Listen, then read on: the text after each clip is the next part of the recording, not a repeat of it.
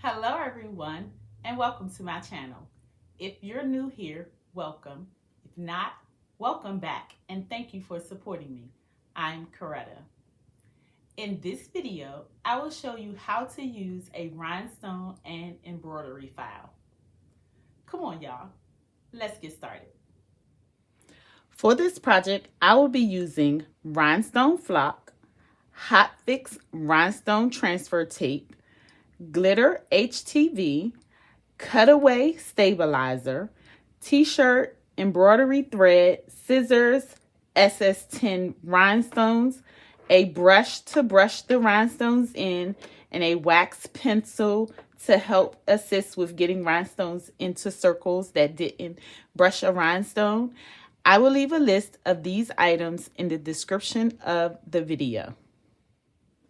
After purchasing your design and downloading it to your computer, you will need to open the folder to identify your files. The folder should have an embroidery design file specific for your embroidery machine and a rhinestone template file. The embroidery file will be loaded via Wi-Fi or a flash drive to your embroidery machine, and the rhinestone template will be cut with a cutting machine such as Cricut or Cameo. If you have embroidery software, you may choose to review the file to ensure that the file will stitch out correctly. I am using a Embroidery software, and to open the design, I am going to select File on the top menu. I'm going to select Open. You will select your file type. Mine is a PES.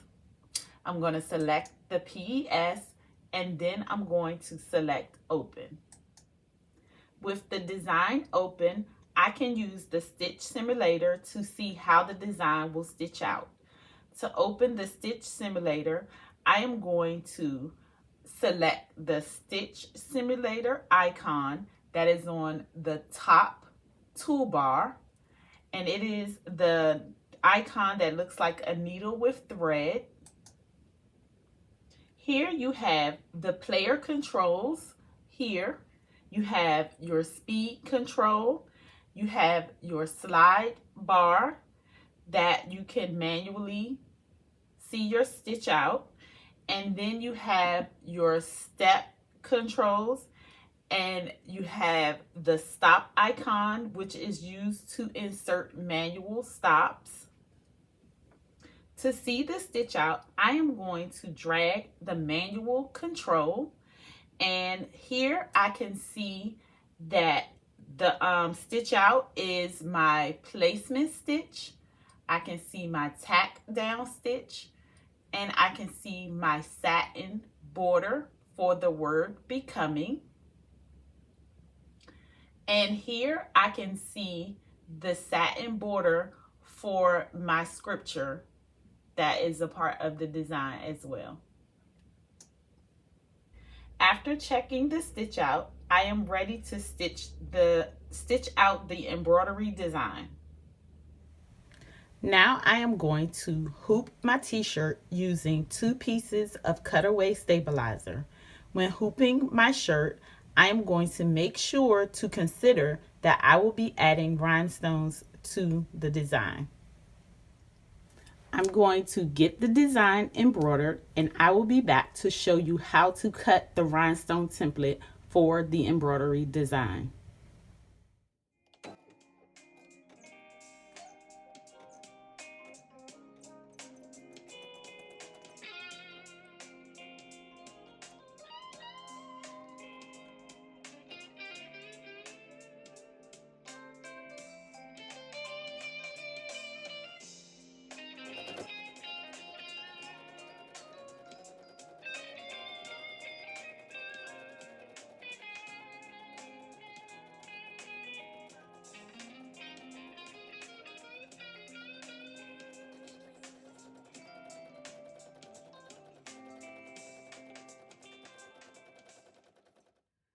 cut the rhinestone template, I am going to upload it into Cricut Design Space.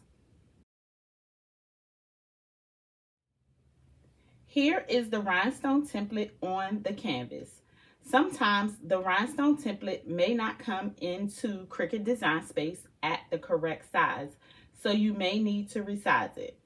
According to the file's name, the design should be 11.370 in width and 6.232 in height.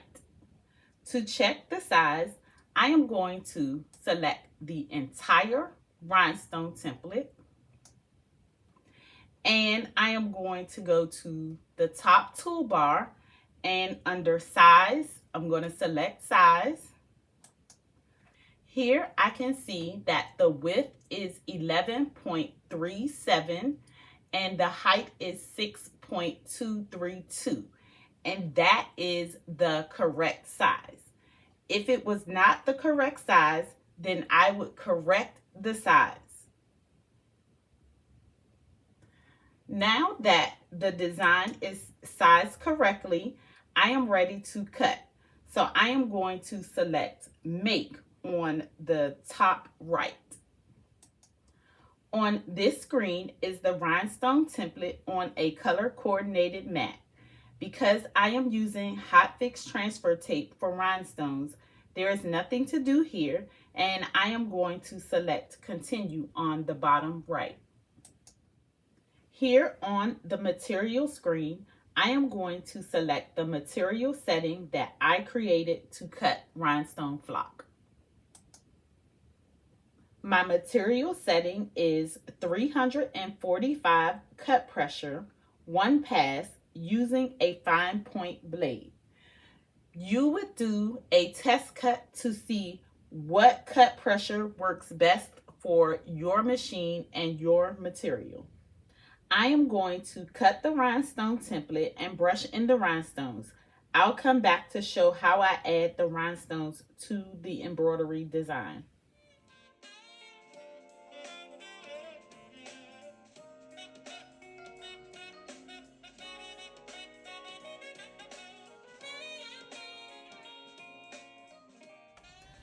Okay, so now I'm going to add the rhinestones.